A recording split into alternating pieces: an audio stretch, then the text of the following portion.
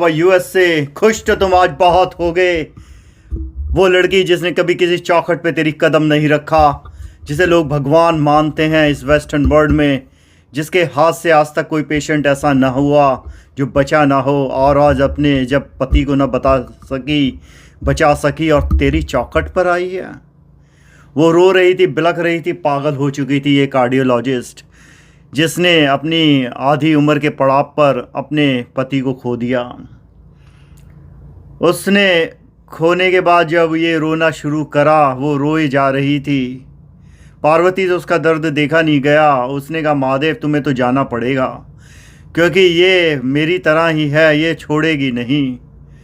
शिव आए, शिव को उससे मिलना पड़ा। शिव ने पूछा, क्या बात है बालिके, मैं क्या कर सकता हूँ? उसने कहा, लोग तुम्हें भगवान कहते हैं तुम सारे रचयिता हो, तुम सब कुछ चलाते हो।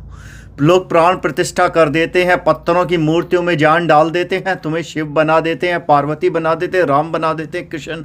और मेरी तो एक छोटी सी ही दरख्वास्त है, क्या ये उम्र थी इसकी जाने की?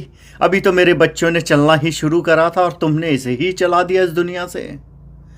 वो भावनाओं में बह जा रही थी। शिव ने उसे हाथ जोड़े और कहा, देखो बच्चे, मैं नहीं जानता कौन ये वो लोग हैं जो प्राण प्रतिष्ठाएं करके पत्थरों में, मूर्तियों में भगवान पैदा करते हैं। ये तो जादू मुझे भी नहीं आता है। और दूसरा ये है, ये यमराज का नियम है, जाना नीति है, क्योंकि जो हुआ वो कारणों से हुआ होगा। तुम मुझे सिर्फ कुरुक्षेत्र में रोती हुई वो अर्जुन की तरह दिखाई दे रही हो, जो बिलख रहा था, कह रहा था, केशव मैं ये कैसे अपना धनुष चला दूं इन ताश्री पर, इन गुरु द्रोणाचार्य पर, अपने रक्त संबंधियों पर। उसको ज्ञान दिया किशन ने। मैं तुम्हें सिर्फ इतना बता सकता हूँ, जो नीति का नियम है उसे बदला नहीं जा सकता।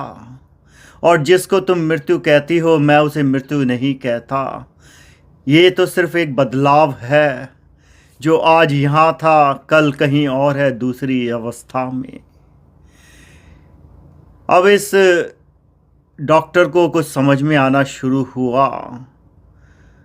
उसने हाथ जोड़कर कहा, मुझे विश्वास नहीं होता कि मैंने ये सब बातें कह दी और मैं किस तरीके से इन भावनाओं में बह गई। और मैं ये समझती हूँ, जीवन पे किसी का बस नहीं है, जब समय आएगा तो जाना ही होगा। हम डॉक्टर हैं, कोशिश कर सकते हैं। तब शिव ने उसे एक ही बात कही,